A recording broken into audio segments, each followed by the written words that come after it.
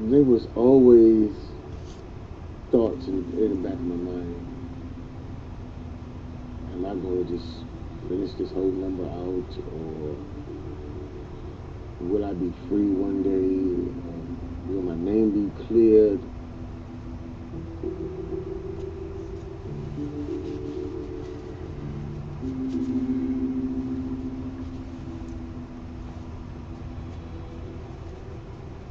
I was pointed out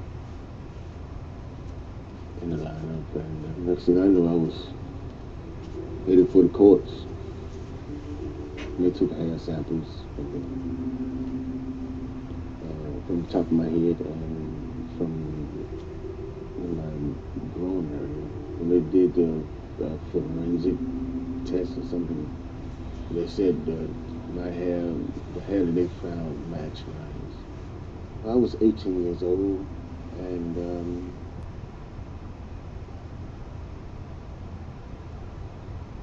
big wall just came tumbling down on me. I was been incarcerated for over 20 years. I got out in 2003.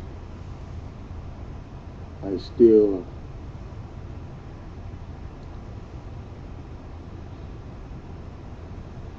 have handcuffs on because I'm on parole.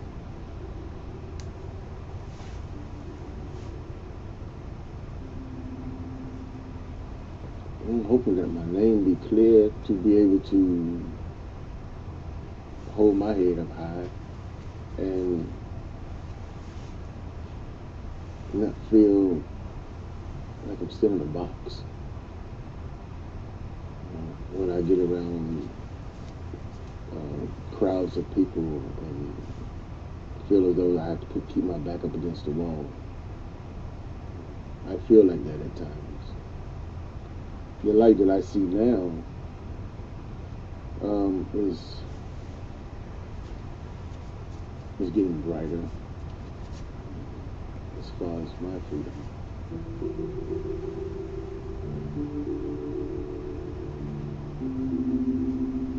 My opinion, I press the brand on justice. I mean, you can't just point the finger at somebody just like that. But they did. You know,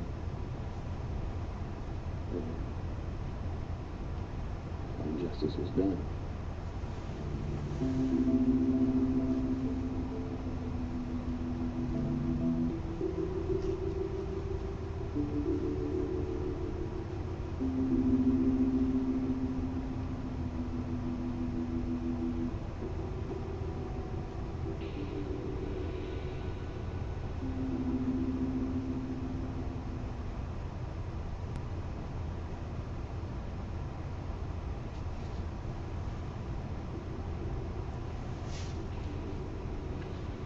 My family passed away before this was all resolved, even though they was strongly supported and strongly believed in my innocence.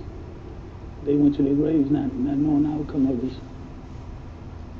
During the summer of 1978, the police officers came to my mother's home over in Southeast Washington and said they wanted to question me about some crimes.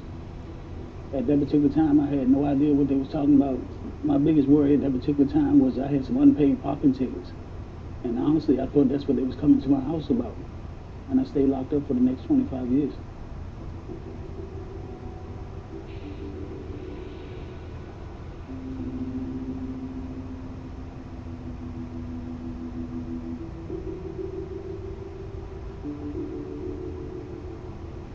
I couldn't believe that they could get a conviction for something that I didn't do. I spent over close to 2 years waiting to go to trial. And I thought that was the blunt of the punishment, the time I spent waiting to go to trial. I honestly believed that once I went to trial that I would be acquitted. There was no other physical evidence, fingerprints, no witnesses. The jury relied heavily on the hair. They asked questions about the hair right before they came back with a conviction. They couldn't believe that the FBI lab and the police department could be that wrong. But now the DNA has come about. It is proven that they were just that. They were wrong. I'm grateful for DNA.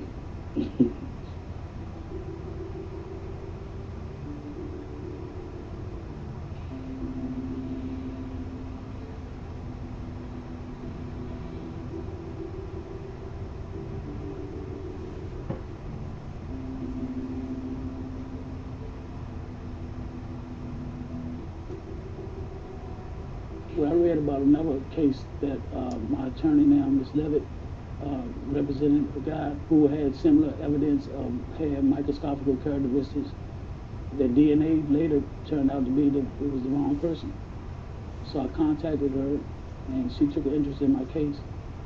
And since then, we found the evidence from 30-something years ago, and I'm hoping that my case will be exonerated very soon too, and I can go on and live my life with my kids and my grandkids without looking back, without having to go see parole officers, and not worrying about being violated and sent back to jail again for a crime I didn't commit.